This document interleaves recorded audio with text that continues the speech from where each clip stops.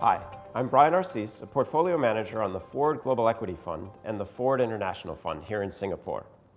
In the next few minutes, I'd like to chat to you briefly about the objective and the benchmark of the Ford International Fund. As a reminder, the Ford International Fund is our flagship multi-asset class absolute return fund incepted in 1997. First, the fund's objective. When Dave Ford asked me nearly 7 years ago to join him in managing a portion of the International Fund alongside him, he told me we have two objectives: don't lose investor capital and deliver returns meaningfully ahead of inflation through an investment cycle. It's not by happenstance how he ordered these two objectives, but in fact, it is quite purposeful that he placed protecting investors' capital first. This is our primary objective and paramount to what we do. Given our primary objective of protecting investor capital, you'd be correct in assuming that we're conservative in both approach and portfolio construction. It's important to point out, however, that this conservatism in portfolio management doesn't mean we cut ourselves any slack in our own expectations of delivering superior risk-adjusted returns.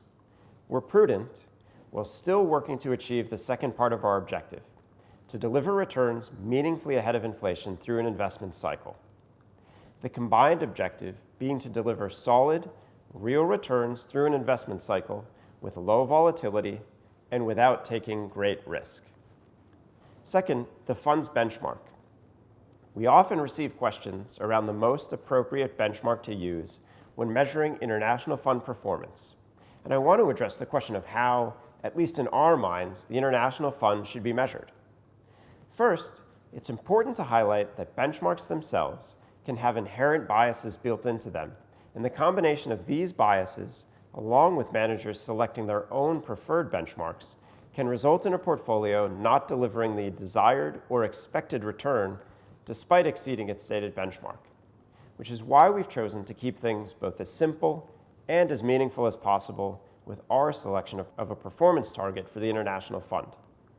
As stated, our aim is to deliver returns meaningfully ahead of inflation through an investment cycle. To us, that means an internal target of CPI plus 5% annually through time. Now, I thought I'd pull up a picture to more easily illustrate our target and highlight the high bar that a CPI plus 5%, 5% real return represents. Since the inception of the International Fund, you'll see here that in actuality, CPI plus 5% would have eclipsed that even of global equities over this same period.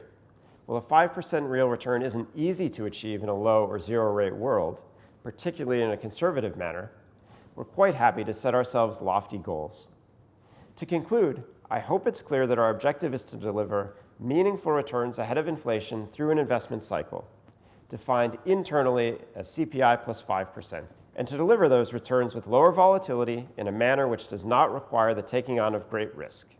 I look forward to sharing not only our historic performance against this objective, which has been quite strong, but also the manner in which we have achieved it. Thank you for watching.